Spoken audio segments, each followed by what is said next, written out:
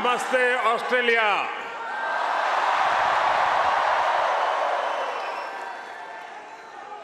Australia के प्रधानमंत्री और मेरे प्रिय मित्र His Excellency Albanese,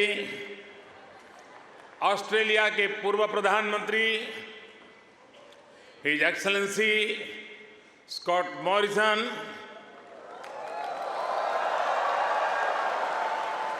new South Wales के premier Chris Minns, foreign minister Penny Wong, communication minister Michelle रोलेन,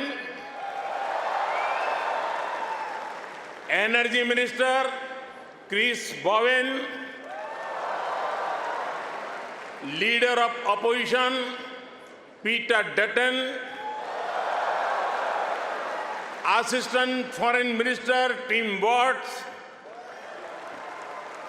new South Wales के उपस्थित मंत्रिमंडल के सभी आदरणीय सदस्य, पैरामाटा से सांसद सदस्य डॉक्टर एंड्रयू चार्ल्टन, यहां उपस्थित ऑस्ट्रेलिया के सभी सांसद सदस्य, मेयर, डिप्टी मेयर, काउंसिलर्स और ऑस्ट्रेलिया में रह रहे प्रवासी भारतीय जो आज इतनी विशाल संख्या में उपस्थित हुए हैं, आप सबको मेरा नमस्कार।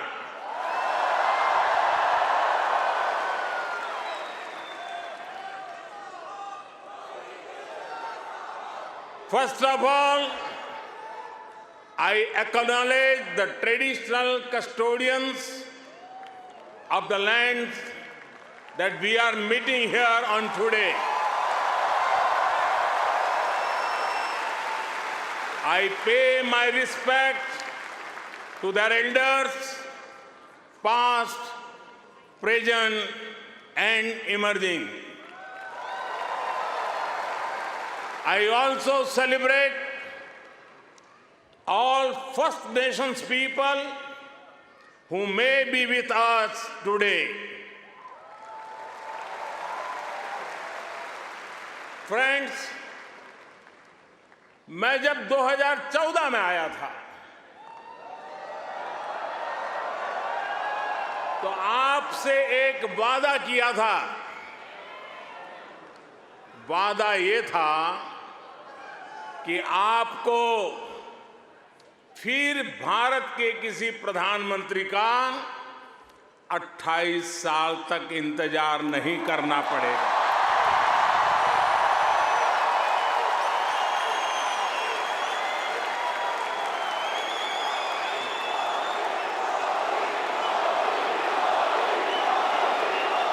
तो लीजिए, यहां सिडनी में इस ऐना में मैं फिर हाजिर हूं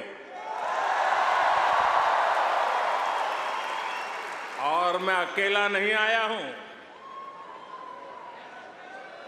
प्रधानमंत्री अल्बनीज़ी भी मेरे साथ आए हैं। मिस्टर प्राइम मिनिस्टर, अपने बहुत व्यस्त कार्यक्रम में से हम सभी के लिए आपने समय निकाला है। ये हम भारतीयों के प्रति आपके स्नेह को दर्शाता है। आपने जो अभी कहा वो दिखाता है कि ऑस्ट्रेलिया के मन में भारत के प्रति कितना प्रेम है। इसी वर्ष मुझे प्रधानमंत्री जी का भारत की धरती पर अहमदाबाद में स्वागत करने का अवसर मिला था।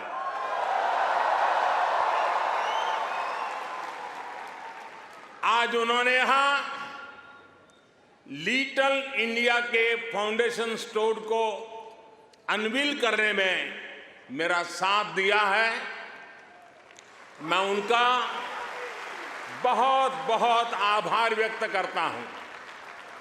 Thank you my friend Anthony.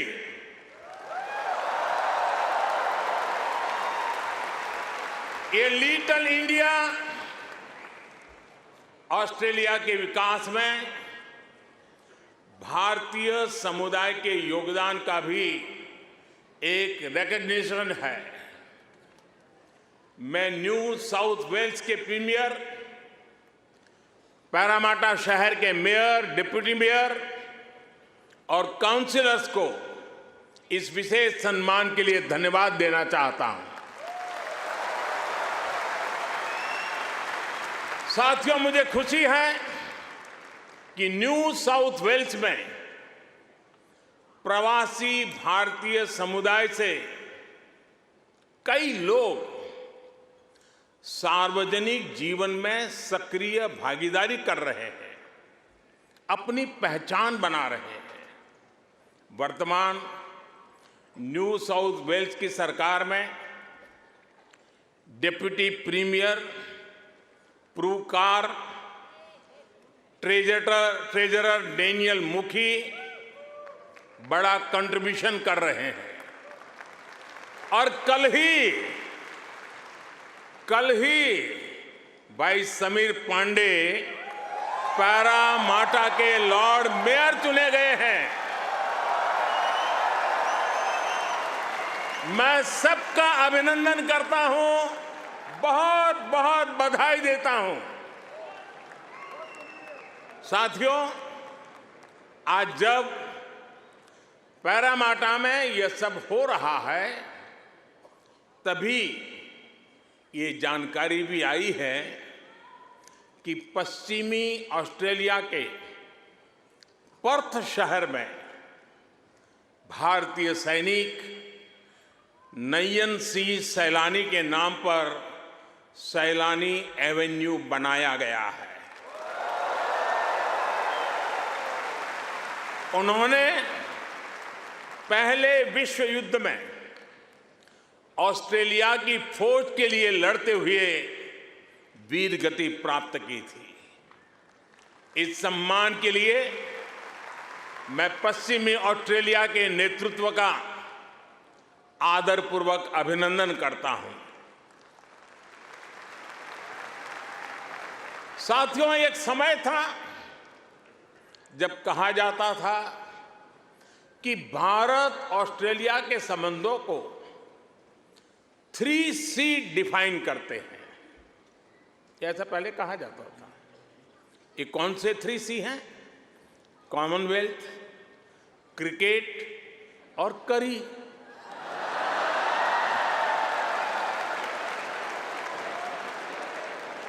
इसके बाद कहा गया कि भारत ऑस्ट्रेलिया के संबंध 3D पर आधारित है। डेमोक्रेसी, डायस्पोरा और दोस्ती। कुछ लोगों ने यह भी कहा कि भारत ऑस्ट्रेलिया के संबंध 3E पर आधारित है। एनर्जी, इकोनॉमी और एजुकेशन। यानी कभी C, कभी D, कभी E। अलग अलग कालखंड में ये बात संभवतः सही भी रही है, लेकिन भारत और ऑस्ट्रेलिया के ऐतिहासिक संबंधों का विस्तार इससे कहीं ज्यादा बड़ा है। और जानते हैं, इन सारे संबंधों का सबसे बड़ा आधार क्या है? जानते हैं?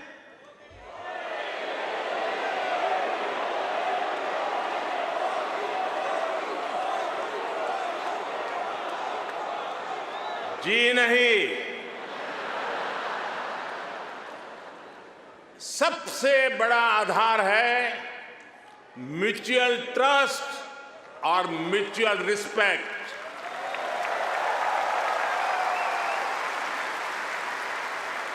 ये म्यूचुअल ट्रस्ट और म्यूचुअल रिस्पेक्ट सिर्फ भारत ऑस्ट्रेलिया के डिप्लोमेटिक रिश्तों से विकसित नहीं हुआ है। इसकी असली वजह है, इसकी असली ताकत है आप ऑस्ट्रेलिया में रहने वाले हर एक भारतीय। आप उसकी असली ताकत है। इसकी असली वजह है ऑस्ट्रेलिया के 2.5 करोड़ से ज्यादा सिटीजन्स। साथियों, हमारे बीच भौगोलिक दूरी जरूर है, लेकिन हिंद महासागर हमें आपस में जोड़ता है। हमारी जीवन शैलियां भले अलग अलग हो, लेकिन अब योगा ये भी हमें जोड़ता है। क्रिकेट से तो हम ना जाने कब से जुड़े हुए हैं, लेकिन अब टेनिस और फिल्में भी हमें जोड़ रही है। हमारे यहां खाना बनाने का तरीका भले अलग अलग है, लेकिन अब मास्टर शेफ हमें जोड़ता है।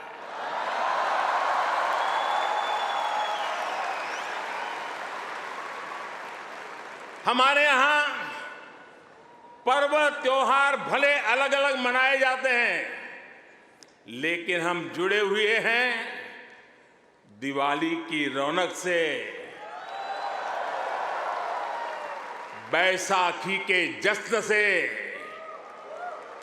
हमारे यहां भाषाएं भले अलग अलग बोली जाती हो, लेकिन हम जुड़े हुए हैं मलयालम, तमिल, तेलुगु, पंजाबी, हिंदी भाषाएं पढ़ाने वाले इतने सारे स्कूलों से। साथियों, ऑस्ट्रेलिया के लोग, यहां के निवासी इतने विशाल हृदय के हैं, दिल के इतने अच्छे और सच्चे हैं कि भारत की इस विविधता को खुले दिल से स्वीकारते हैं।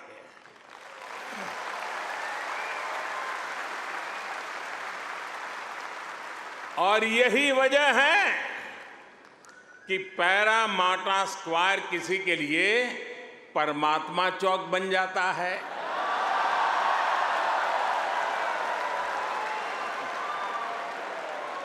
विक्रम स्ट्रीट भी विक्रम स्ट्रीट के रूप में मशहूर हो जाती है,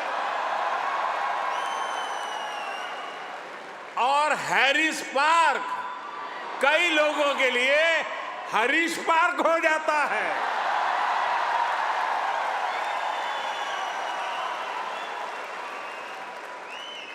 वैसे मैंने सुना है कि हैरिस पार्क में चटका की चाट,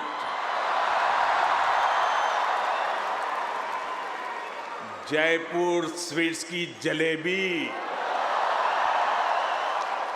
उसका तो कोई जवाब ही नहीं है।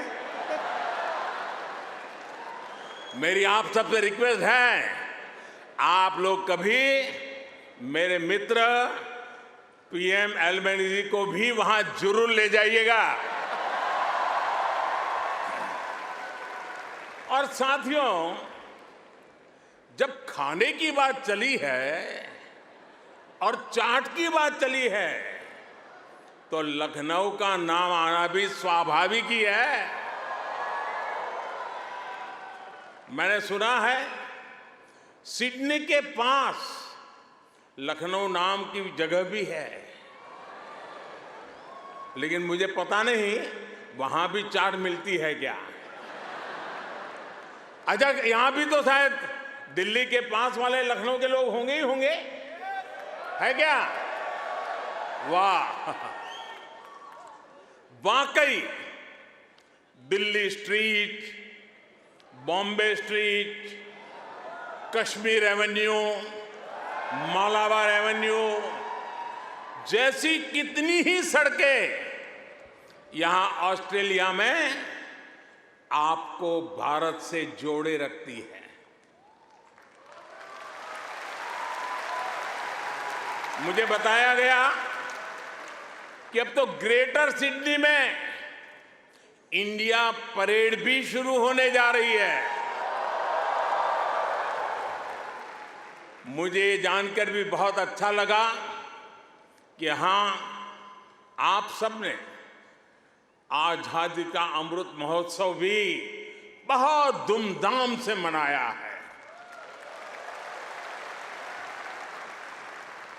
यहां की कई सारी सिटी काउंसिल्स में बहुत सारे कार्यक्रम किए गए हैं।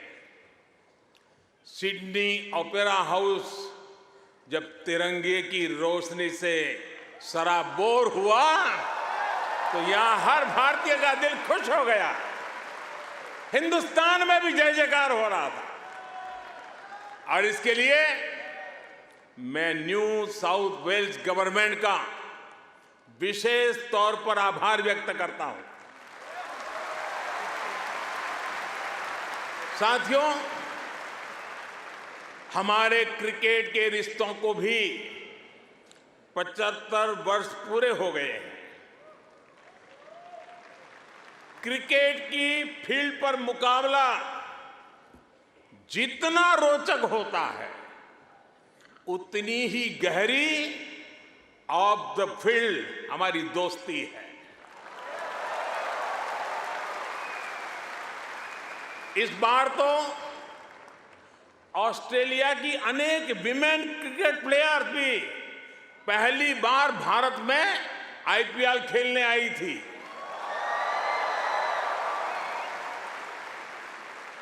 और साथियों, ऐसा नहीं है कि हम सिर्फ सुख के ही साथी हैं। अच्छा दोस्त तो सुख का तो साथी होता है, दुख का भी साथी होता है।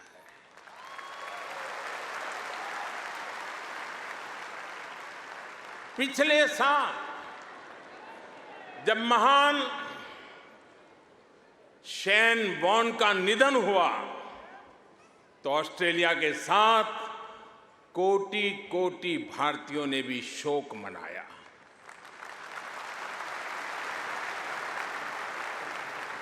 ये ऐसा था जैसे हमने अपना कोई खो दिया है। साथियों, आप सभी यहां ऑस्ट्रेलिया में हैं, यहां के विकास को देख रहे हैं। आप सभी का एक सपना रहा है कि हमारा भारत भी विकसित राष्ट्र बने।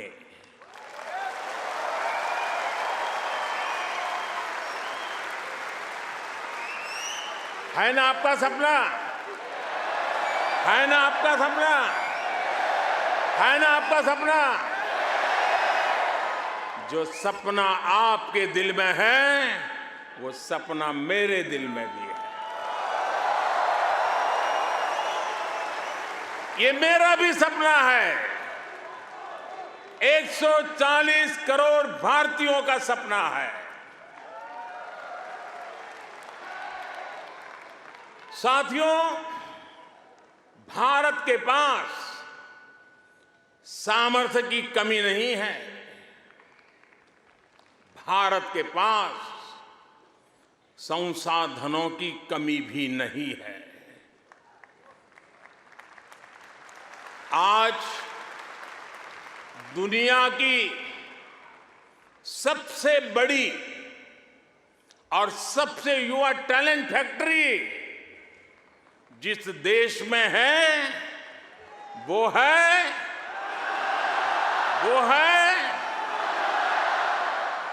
सही जवाब दे रहे हैं आप, वो है इंडिया। मैं ये बात फिर दोहरा रहा हूं, आज दुनिया की सबसे बड़ी और सबसे युवा टैलेंट फैक्ट्री जिस देश में है वो है।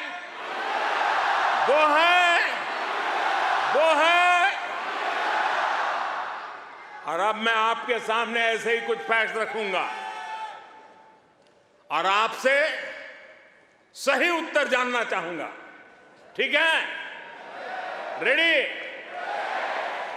कोरोना की इस ग्लोबल पैंडेमिक में जिस देश ने दुनिया का सबसे तेज वैक्सीनेशन प्रोग्राम चलाया, वो देश है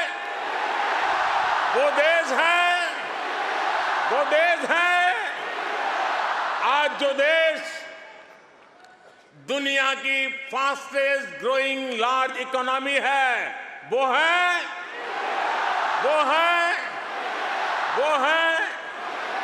आज जो देश दुनिया में नंबर 1 स्मार्टफोन डेटा कंज्यूमर है, वो देश है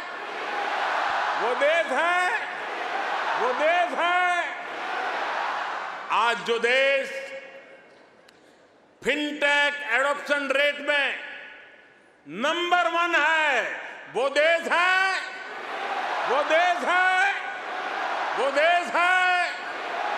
आज जो देश मिल्क प्रोडक्शन के मामले में दुनिया में नंबर 1 है, वो देश है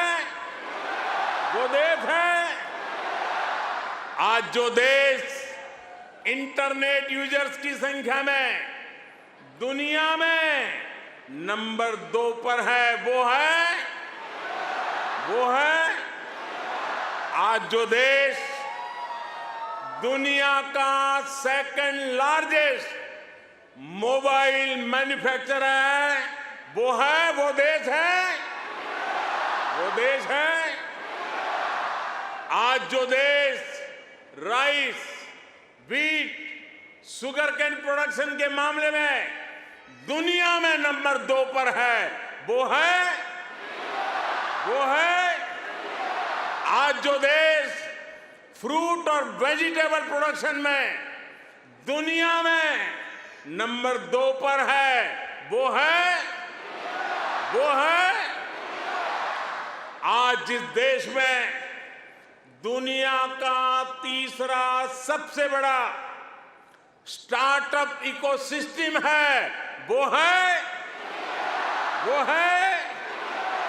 दुनिया का तीसरा सबसे बड़ा ऑटोमोबाइल मार्केट जिस देश में है, वो देश है दुनिया का तीसरा सबसे बड़ा सिविल एविएशन मार्केट जिस देश में है, वो देश है और अब जो देश अगले 25 साल में विकसित होने के लक्ष्य के साथ आगे बढ़ रहा है, वो देश है साथियों, आज IMF भारत को ग्लोबल इकोनॉमी का ब्राइट स्पॉट मानता है। वर्ल्ड बैंक का विश्वास है कि ग्लोबल हेडविंड्स को अगर कोई चुनौती दे रहा है तो वो भारत है। आज दुनिया के कई देशों में बैंकिंग सिस्टम पर संकट है, लेकिन दूसरी तरफ भारत के बैंकों की मजबूती की आज चारों तरफ प्रशंसा हो रही है। दुनिया में 100 साल में आए सबसे बड़े संकट के बीच भारत ने बीते वर्ष रिकॉर्ड एक्सपोर्ट किया है। आज हमारा फॉरेक्स रिजर्व नई बुलंदियां छू रहा है। फ्रेंड्स, भारत ग्लोबल गुड के लिए कैसे काम कर रहा है, इसका उदाहरण हमारा डिजिटल स्टैक है। आप सभी भारत के फिनटेक रिवॉल्यूशन से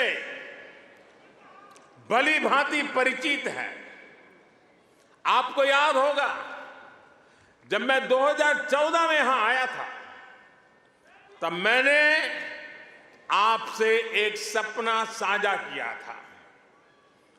मेरा वो सपना था कि भारत में गरीब से गरीब का अपना बैंक खाता हो।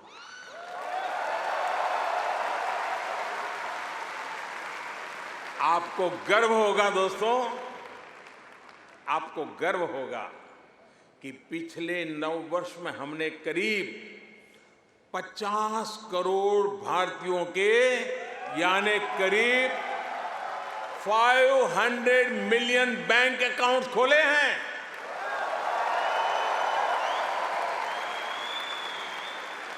और सिर्फ बैंक अकाउंट खोलना ही हमारी सफलता, हम वहां अटकते नहीं हैं। इसने भारत में पब्लिक सर्विस डिलीवरी के पूरे इकोसिस्टम को ट्रांसफॉर्म कर दिया है।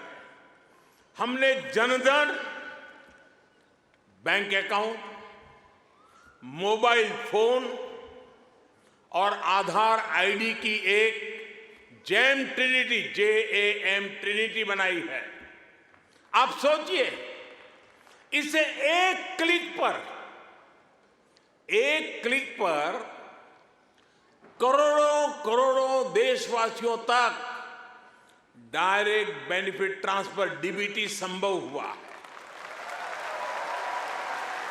और आपको और खुशी होगी, बीते 9 वर्षों में,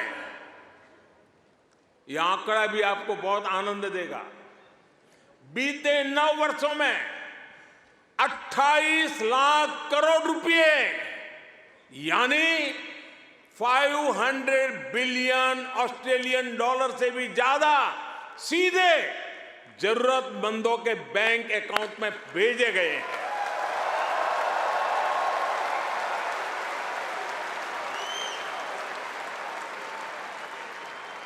कोरोना के समय में बहुत से देशों को अपने नागरिकों को पैसे भेजने में मुश्किल आई थी, लेकिन भारत उन देशों में था जो एक क्लिक पर ये काम पलकों में कर रहा था।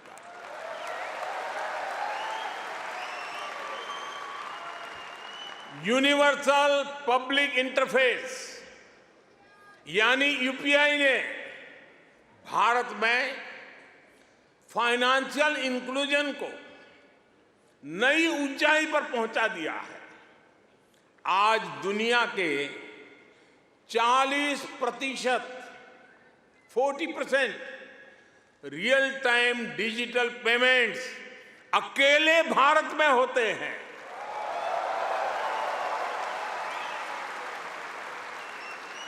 आप अभी भारत आए होंगे तो देखा होगा, आज फल, सब्जी या पानी पूरी के ठेले हो या फिर चाय की दुकान, सब जगह डिजिटल ट्रांजैक्शन हो रहा है। साथियों, भारत का ये डिजिटल रिवॉल्यूशन सिर्फ फिनटेक तक सीमित नहीं है। भारत आधुनिक व्यवस्थाएं बना रहा है, लोगों की ईज ऑफ लिविंग बढ़ा रहा है। इसका एक उदाहरण भारत का डिजी लॉकर है। इसमें ड्राइविंग लाइसेंस से लेकर डिग्री और प्रॉपर्टी के पेपर्स तक जो भी सरकार इश्यू करती है वो इस डिजिटल लॉकर में जनरेट होते हैं। करीब सैकड़ों तरह के डॉक्यूमेंट्स डिजिटल लॉकर में रिफ्लेक्ट होते हैं। आपको फिजिकल कॉपी स्टोर करने की जरूरत नहीं है, बस एक पासवर्ड काफी है। और इससे 15 करोड़ से ज्यादा यानी 150 मिलियन से भी ज्यादा भारतीय जुड़ चुके हैं। इस तरह के कितने ही डिजिटल प्लेटफॉर्म आज हर भारतीय को पावरफुल बना रहे हैं, ताकतवर बना रहे हैं। साथियों, आज भारत के हर कदम, हर उपलब्धियों के बारे में दुनिया जानना चाहती है। आज की दुनिया जिस वर्ल्ड ऑर्डर की तरफ जा रही है, जिन संभावनाओं को तलाश रही है, उसमें ये स्वाभाविक भी है। भारत हजारों वर्षों की जीवंत सभ्यता है। भारत मदर ऑफ डेमोक्रेसी है।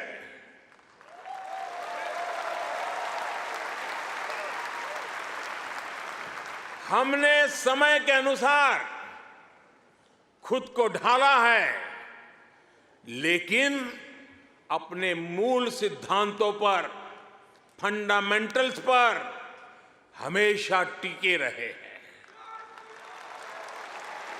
हम राष्ट्र को भी एक परिवार के रूप में देखते हैं और विश्व को भी एक परिवार मानते हैं। वसुधैव कुटुंबकम। और इसलिए जब भारत अपनी G20 प्रेसिडेंसी की थीम तय करता है तो कहता है अपने आदर्शों को जीने का उसका स्वभाव देखिए। G20 प्रेसिडेंसी में भारत कहता है one earth, one family, one future.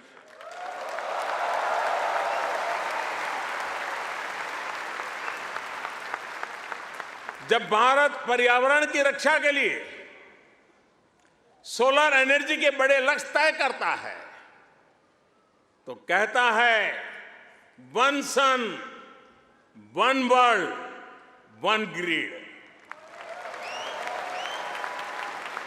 जब भारत वैश्विक समुदाय के स्वस्थ रहने की कामना करता है तो कहता है one earth, one health.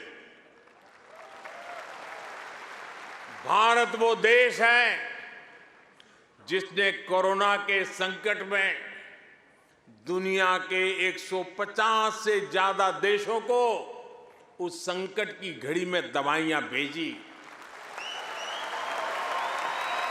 Bharat वो देश है जिसने 100 से अधिक देशों को मुफ्त वैक्सीन भेजकर करोड़ों करोड़ों लोगों का जीवन बचाया।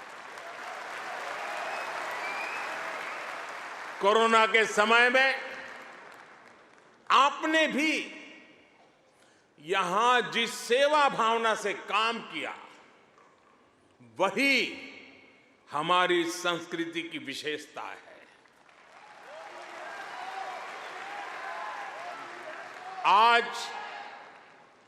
शहीदों के सरताज पंचम सिख गुरु श्री गुरु अर्जुन देव जी का शहीदी पर्व है। हमें गुरु जी के जीवन से सभी की सेवा करने शिक्षा मिलती है। गुरु अर्जुन देव जी ने ही दसंध प्रणाली शुरू की थी। इसी प्रेरणा से कोरोना के दौरान भी कितने ही गुरुद्वारों के लंगर ने यहां लोगों की मदद की। इसी दौर में कितने ही मंदिरों की रसोई यहां पीड़ितों के लिए खुल गई। ऑस्ट्रेलिया में रहकर पढ़ाई कर रहे स्टूडेंट्स भी बड़ी संख्या में लोगों की मदद के लिए आगे आए। विभिन्न सामाजिक संगठनों ने भी इस दौरान बहुत लोगों की मदद की। भारतीय कहीं भी रहे, एक मानवीय भाव उनमें समाहित रहता है। साथियों, मानवता के हित में ऐसे ही कार्यों के कारण आज भारत को फोर्स ऑफ ग्लोबल गुड कहा जा रहा है। जहां कहीं भी कोई आपदा होती है, भारत मदद के लिए तैयार मिलता है। जब भी कोई संकट आता है, भारत समाधान के लिए तत्पर रहता है। आज चाहे इंटरनेशनल सोलर अलायंस के द्वारा सौर ऊर्जा का उपयोग बढ़ाना हो, चाहे आपसी सहयोग के माध्यम से डिजास्टर रिजिलिएंट इंफ्रास्ट्रक्चर तैयार करना हो, चाहे इंटरनेशनल बिग कैट अलायंस को नेतृत्व देना हो, भारत ने हमेशा अलग अलग देशों को एकजुट करने के लिए एक बाइंडिंग फोर्स की तरह काम किया है। अभी अभी जब तुर्की में भूकंप ने तबाही मचाई, तब भारत ने ऑपरेशन दोस्त के द्वारा मदद का हाथ बढ़ाया। भारत अपने हितों को सबके हितों से जोड़कर देखता है। सबका साथ, सबका विकास, सबका विश्वास और सबका प्रयास, ये हमारी डोमेस्टिक गवर्नेंस का भी आधार है और ग्लोबल गवर्नेंस के लिए भी यही विजन है। साथियों, आज भारत और ऑस्ट्रेलिया के बीच स्ट्रेटेजिक पार्टनरशिप निरंतर गहरी हो रही है। हाल में ही हमने इकोनॉमिक कोऑपरेशन और ट्रेड एग्रीमेंट ECTA एकता साइन किया है। अनुमान है इससे दोनों के बीच ट्रेड अगले 5 वर्ष में 2 गुने से अधिक हो जाएगा। अब हम कॉम्प्रिहेंसिव इकोनॉमिक कोऑपरेशन एग्रीमेंट पर काम कर रहे हैं। हम रिजिलिएंट और रिलायबल सप्लाई चेन्स का निर्माण कर रहे हैं। इससे दोनों देशों के बिजनेस को बल मिलेगा ही, दुनिया को भी नया विश्वास मिलेगा। आज भारत और ऑस्ट्रेलिया के बीच कई डायरेक्ट फ्लाइट्स हैं। बीते वर्षों में फ्लाइट्स की संख्या बढ़ी है। आने वाले दिनों में इनकी संख्या और बढ़ेगी।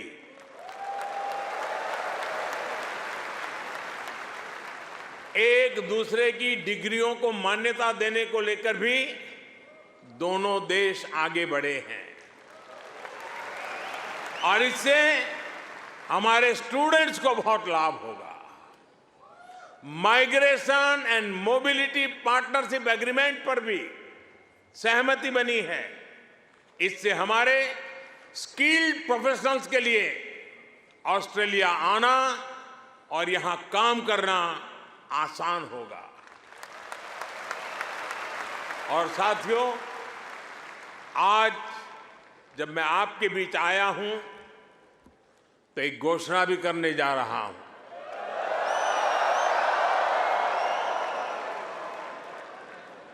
ब्रिस्बेन में भारतीय समुदाय की बहुत समय से जो मांग थी, अब उसे पूरा किया जाएगा। जल्द ही ब्रिस्बेन में भारत का एक नया कॉन्सुलेट खोला जाएगा।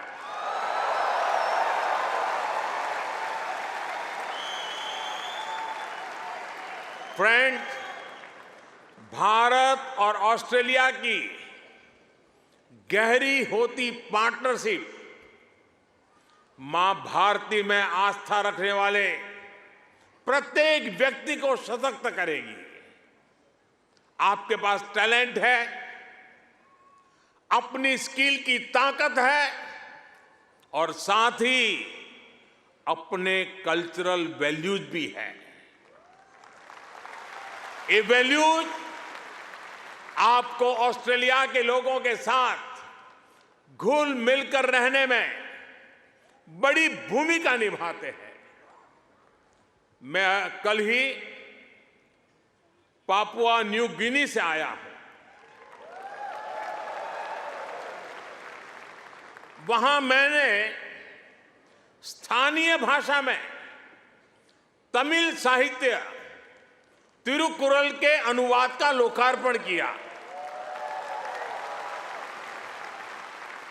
ये अनुवाद वहां भारतीय मूल के एक स्थानीय गवर्नर ने किया है। एक जीता जागता उदाहरण है कि कैसे हम विदेश में रहते हुए भी अपनी जड़ों पर गर्व करते रहें, जड़ों से जुड़े रहे। आप भी यहां ऑस्ट्रेलिया में भारतीय संस्कृति की खुशबू फैला रहे हैं। आप ऑस्ट्रेलिया में भारत के कल्चरल एम्बेसडर हैं, भारत के ब्रांड एम्बेसडर्स हैं। साथियों, मैं मेरी बात समाप्त करने से पहले आपसे कुछ मांगना चाहता हूं। देंगे? आवाज जरा धीमी हो गई। देंगे? पक्का? प्रॉमिस? मैं आपसे ये मांग रहा हूं और आपसे आग्रह करूंगा कि आप जब भी भारत आए, अपने साथ कोई न कोई ऑस्ट्रेलियाई मित्र और उनके परिवार को भी साथ लेकर के आए।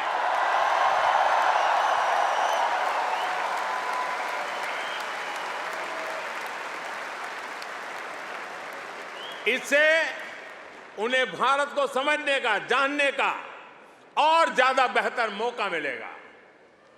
आप इतनी बड़ी तादाद में आए, लंबे अरसे के बाद आपको मिलने का मौका मिला। आप सब बहुत स्वस्थ रहिए, खुश रहिए, आनंद से रहिए। एक बार फिर से आप सभी का बहुत बहुत धन्यवाद। मेरे साथ बोलिए, भारत माता की, भारत माता की, भारत माता की, भारत माता की। बहुत बहुत धन्यवाद।